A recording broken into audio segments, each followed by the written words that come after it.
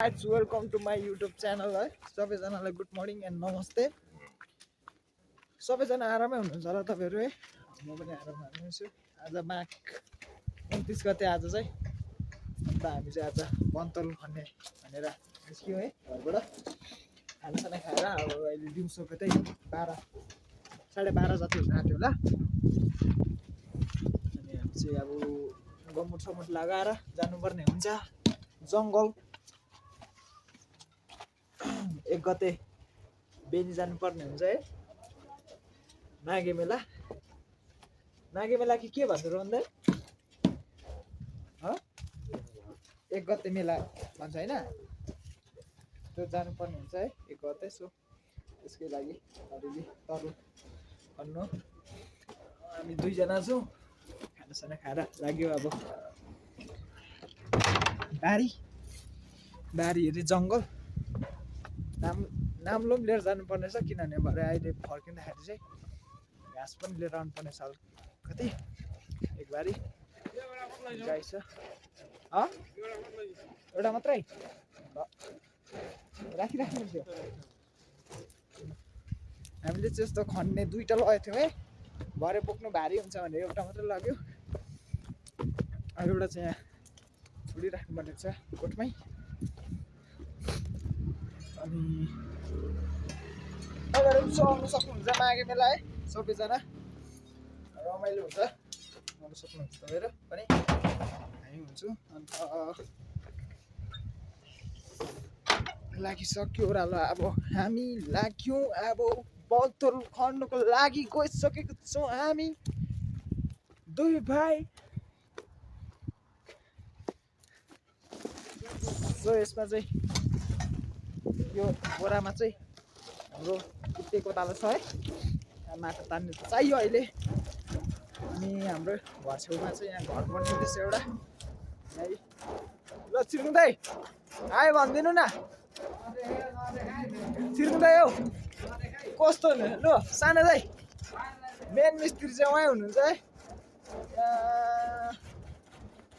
नमस्ते बोर्डमा काट्नु हुँदैछ सानो दाइ हौ ओ हाई भनिदिनु न हाई भनिदिनु न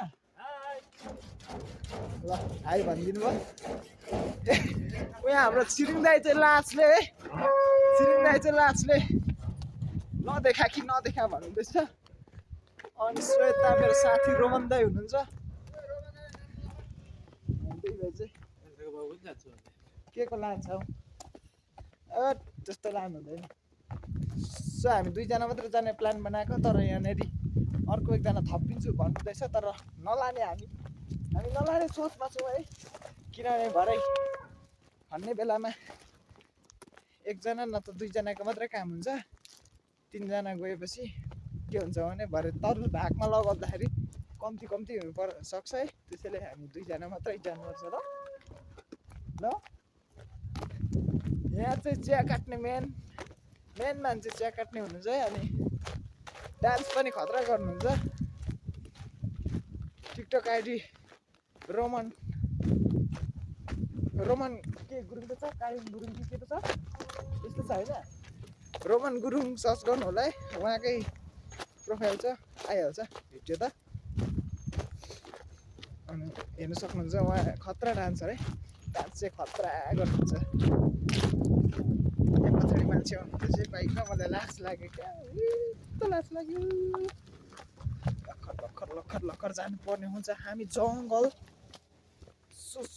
तरुल खनेको चाहिँ म देखाउँछु तपाईँहरूलाई सबै देखाउँछु है तपाईँले तरुल कसरी खन्छ भनेर झाडी पेल्नुपर्ने हुन्छ हामी चाहिँ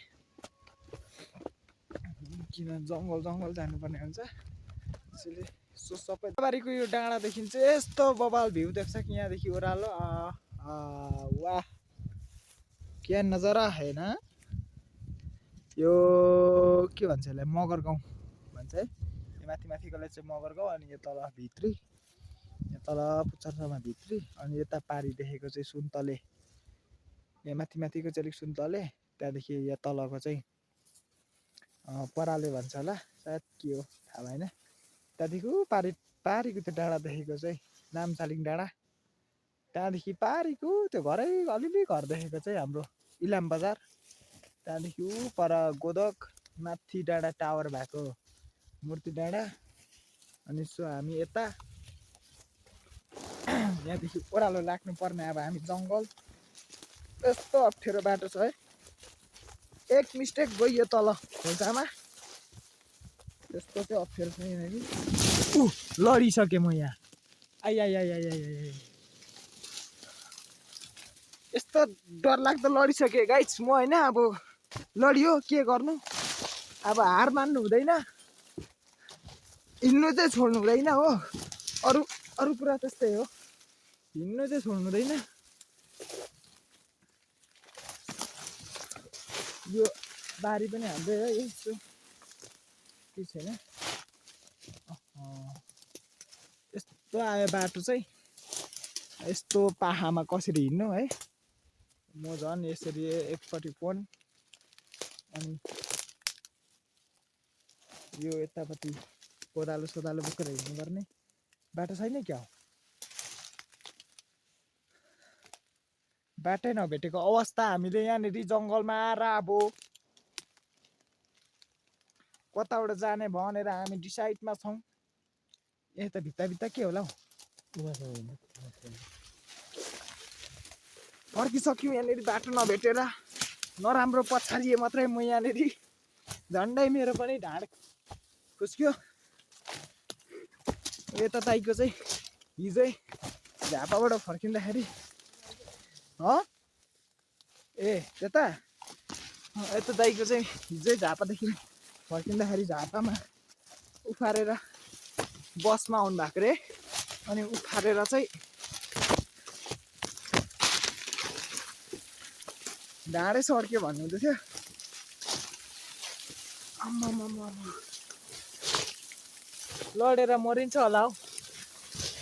बे पनि भएको छैन कि ऊ चिप्लिसक्यो यस्तो बाटोमा। आइ आइ आइ आइ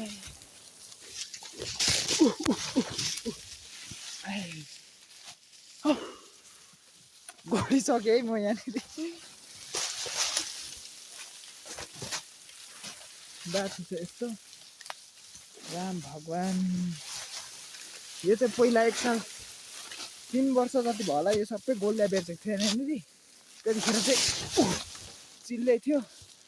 आइ आइ ढाँडाहरू खोर्सिसक्यो मेरो लडेर। कताबाट होला बाटो, त्यहाँ ओह्रालो चिप्लिनु यस्तो गाह्रो पर्छ है। तरुल खन्नु चाहिँ, तरुल खन्नु जानु चाहिँ यस्तो गाह्रो पर्छ। बाटो छ यस्तो, तरुलको बोट भने एउटा देखिएको छैन। अब कता छैन हिँड्नु त ओह्रालो यहाँबाट। अब हराओस् ल, त्यसरी फ्याक्दै गर्नु न। यस्तो भिडमा तरुल खन्नु आइएको छ हामी। यो पनि समात्नु न तर फेक्नु त।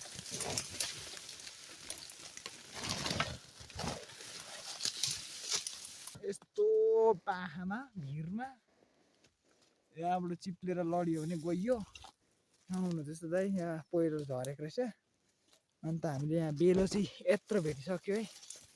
यत्रो चाहिँ भेट्यौँ एउटा। अब यहाँ खन्छौँ, अब के कस्तो निस्किन्छ अब हामी खन्छौँ। आइ घोच्यो मलाई। अरू पनि हेर्नु पर्ने हुन्छ। बनतरुलको बेलो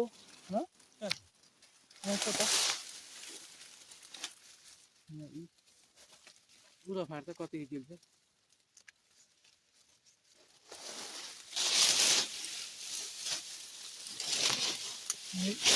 कस्तो छ भनेर हेर। यहाँनिर आइपुगेको छौँ है, तरुल खाने ठाउँमा आइपुगिसक्यो। बल्ल बल्ल डुल्दा डुल्दा यस्तो जङ्गल डुल्दा डुल्दा एउटा भेट्यो। अघि ढुङ्गा घारीमा अलिअलि चाहिँ फल्यो, भेट्दै फलेन। एउटा यहाँनिर भेट्यो। अन्त अघि चाहिँ यहाँनिर यत्रो मात्र फल्यो, यति मात्र फल्यो। धेरै त छैन, अलिअलि त्यही 6-7 किलो फल्यो होला। 2टा बोट खनेको। अब यहाँ खन्छौँ होइन, हामी देखाउँछु नि म तपाईँहरूलाई खनेको।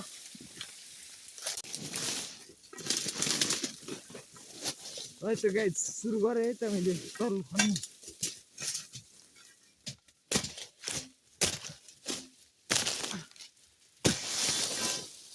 अमिसोको बोट रहेछ पहिले यो अमिसोको बोट अलिअलि चास्नु पर्ने हुन्छ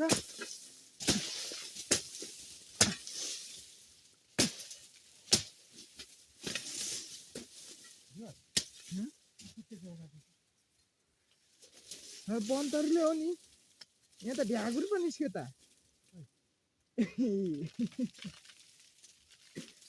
बनतल भनेको भ्यागुरको यत्रो डल्ला चाहिँ भेट्यो र पनि हेरौँ यहाँ छुनु पर्ने हो किनभने अर्कै बोट निस्केको छ ल लैजाउँ भ्यागुर पनि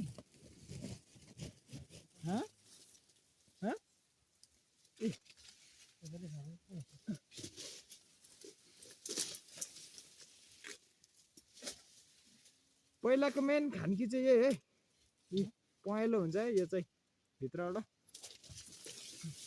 यो पनि ठ्याक्कै बनतलको बेलो जस्तै बोट जस्तै हुन्छ तर चिन्ने चाहिँ पऱ्यो आफूले नभए बनतरुल रहेछ भनेर भनेर काम छैन